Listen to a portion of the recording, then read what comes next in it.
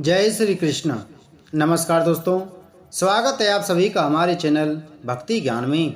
दोस्तों, आज मैं आपको वैशाख मास की अक्षय तृतीया और द्वादशी महत्ता की कथा सुना रहा हूँ।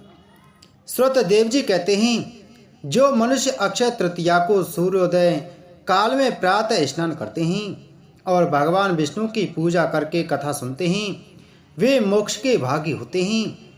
जो उस दिन श्री मधुसूदन की प्रसन्नता के लिए दान करते हैं, उनका वह पुण्य कर्म भगवान की आज्ञा से अक्षय फल देता है। वैशाख मास की पवित्र तिथियों में शुक्ल पक्ष की द्वादशी समस्त पाप राशि का विनाश करने वाली है। शुक्ला द्वादशी को योग्य पात्र के लिए जो अन्न दिया जाता है, उसके एक एक दाने में कोटि कोटि ब्राह्मण भोजन का पुण्य होता है।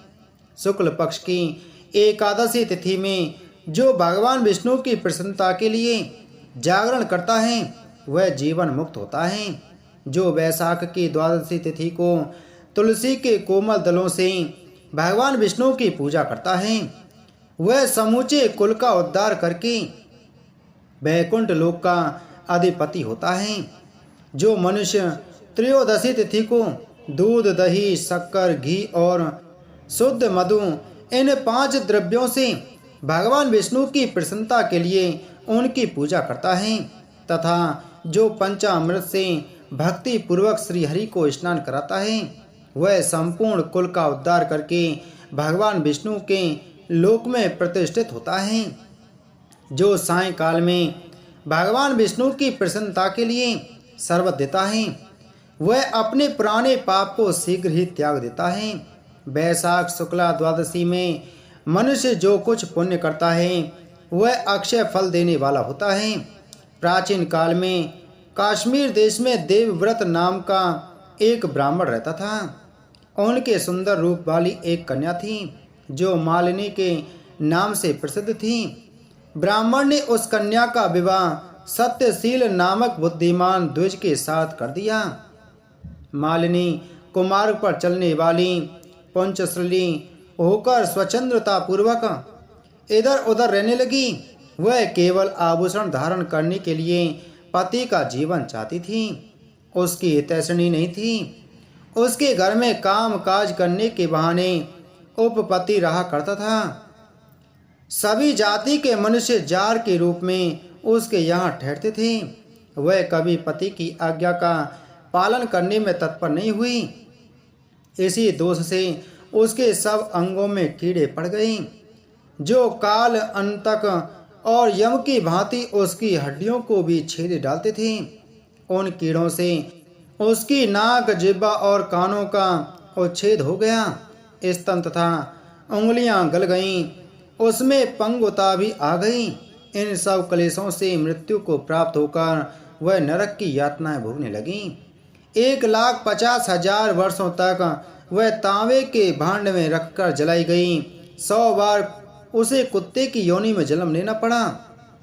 तत्पश्चात सौवीर देश में पद्मबंधु नामक ब्राह्मण के घर में वह अनेक दुखों से घिरी हुई कुतिया हुई। उस समय भी उसके कान, नाक, पूंछ और पैर कटे हुए थे। उसके सिर में कीड़े पड़ गए थे और योनि में भी कीड़े भरे रहते थे। राजन, इस प्रकार 30 वर्ष बीत गए। एक दिन वैशाख मास की शुक्ल पक्ष की द्वादशी तिथि को पद्मबंधु का पुत्र नदी में स्नान करके पवित्र हो भीगे वस्त्र से घर आया। उसने तुलसी की वेदी के पास जाकर अपने पैर धोए। देवयोग से वह कुतिया वेदी के नीचे सोई हुई थी। सूर्योदय से पहले का समय था। ब्राह्मण कुमार के चरणोदक से वह नहा गई और तत्काल उसके सारे पाप नष्ट हो गए। फिर तो उसी क्षण अपने पूर्व जन्मों का स्मरण आया। पहले के कर्मों की याद आने से वह कुतिया तपस्विनी के पास जाकर दीनता पूर्वक पुकारने लगी, हे मुनि, आप हमारी रक्षा करें। उसने पद्मबंधु मुनि के पुत्र से अपने पूर्व जन्म के दुराचार पूर्ण वृत्तांत सुनाए और यह भी कहा, ब्राह्मण, जो कोई भी दूसरी युवती पति के ऊपर वशीकरण का प्रयोग करती है, वह दुराचारणी मेरी ही तरह तांबे के पात्र में पकाई जाती हैं। पति स्वामी हैं, पति गुरु हैं और पति उत्तम देवता हैं। साध्वी स्त्री उस पति का अपराध करके कैसे सुख पा सकती हैं? पति का अपराध करने वाली स्त्री सैकड़ों बार त्रियक योनि, पशु पक्षियों की योनि में और अरबों बार कीड़ों की योनि में जन्म लेती हैं। इसलिए स्त्रियों को सदैव अपने पति की आज्ञा का पालन करना चाहिए। ब्राह्मण, आज मैं आपकी दृष्टि के सम्मुख आई हूँ। यदि आप मेरा उद्धार नहीं करेंगे तो मुझे पुनः इसी यातनापूर्ण घृणित योनि का दर्शन करना पड़ेगा। अतः विप्रवर, मुझ पापाचारणी वैशाख शुक्ल पक्ष में अपना पुण्य प्रदान करके उबाल लीजिए। आपने जो पुण्य की वृद्धि करने वाली द्वादशी की है, उसमें स्नान, दान और अन्न भोजन कराने से जो पुण्य हुआ है, उससे मुझ दुराचारणी का भी उद्धार हो जाएगा। महाभाग, दीन वत्सल, मुझ दुखिया के प्रति दया कीजिए। आपके स्वामी जगदीश्वर जनार्दन दीनों के रक्षक हैं। उनके भक्त भी उन्हीं के समान होते हैं। दीन वत्सल, मैं आपके दरवाजे पर रहने वाली कुतिया हूँ। मुझ दीनों के प्रति दया कीजिए, मेरा उद्धार कीजिए। अंत में मैं आप द्विजेंद्र को नमस्कार करती हूँ। उसका वचन सुनकर मुनि के पुत्र ने कहा, कुतिया, सब प्राणी अपने किए हुए कर्मों के ही सुख दुख रूप का फल भोगते हैं।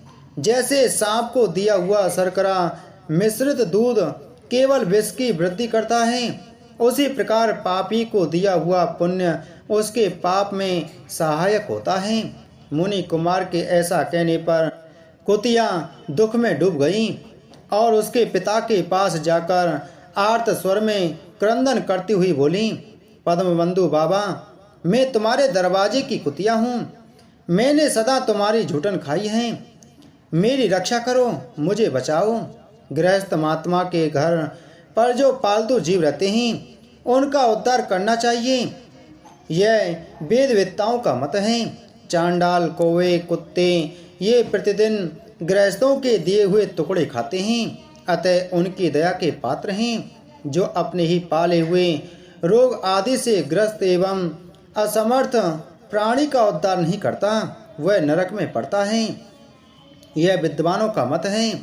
संसार की सृष्टि करने वाले भगवान विष्णु एक को कर्ता बनाकर स्वयं ही पत्नी, पुत्र आदि के ब्याज से समस्त जंतुओं का पालन करते हैं।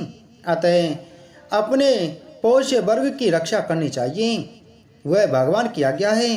दयालु होने के कारण आप मेरा उद्धार कीजिए। दुख से आतुर हुई कुतिया की यह बात सुनकर घर में बैठा हुआ मुनि पुत्र तुरंत घर से बाहर निकला। इसी समय दया निधान पद्मबंधु ने कुतिया से पूछा, यह क्या वृतांत है?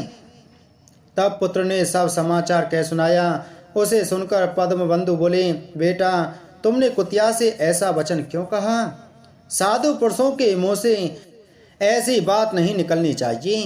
वत्स, देखो, सब लोग दूसरों का उपकार करने के लिए उदत रहते हैं। चंद्रमा, सूर्य, वायु, रात्रि, अग्नि, जल, चंदन, वृक्ष और साधु पुरुष सदा दूसरों की भलाई में लगे रहते हैं। दैत्यों को महाबली जानकर महर्षि दधीचि ने देवताओं का उपकार करने के लिए दयापूर्वक उन्हें अपने शरीर की हड्डी दे दी थी। महाभाग, पूर्व काल में राजा शिवी ने कबूतर के प्राण बचाने के लिए भूखे बाज को अपने शरीर का मांस दे दिया था। पहले इस पृथ्वी पर जीमूतवाहन नामक राजा हो गए हैं। उन्होंने एक सर्प का प्राण बचाने के लिए महात्मा गरुड़ को अपना जीवन समर्पित कर दिया था। इसलिए विद्वान ब्राह्मण को दयालु होना चाहिए। क्या इंद्रदेव शुद्ध स्थान में ही वर्षा करते हैं? अशुद्ध स्थान में जल नहीं बरसाते? क्या चंद्रमा चांडालों के घर में प्रकाश नहीं करते? अतः बार बार प्रार्थना करने वाली इस कुतिया का मैं अपने पुण्यों से उद्धार करूंगा। इस प्रकार पुत्र की मान्यता का निराकरण करके परम बुद्धिमान पद्मबंधु ने संकल्प किया, कुतिया, ले, मैंने द्वादशी का महापुण्य तुझे दे दिया। ब्राह्मण के इतना कहते ही कुतिया ने सहसा अपने प्राचीन शरीर का त्याग कर दिया और दिव्य देह धारण कर दिव्य वस्त्र आभूषणों से विभूषित हो 10 दिशाओं को प्रकाशित करते हुए ब्राह्मण की आज्ञा ले स्वर्गलोक को चली गई। वहां महान सुखों का उपभोग करके इस पृथ्वी पर भगवान नर नारायण के अंश से उर्वशी नाम से प्रकट हुई। बोलो द्वादशी महत्तम की जय। बोलो विष्णु भगवान की जय।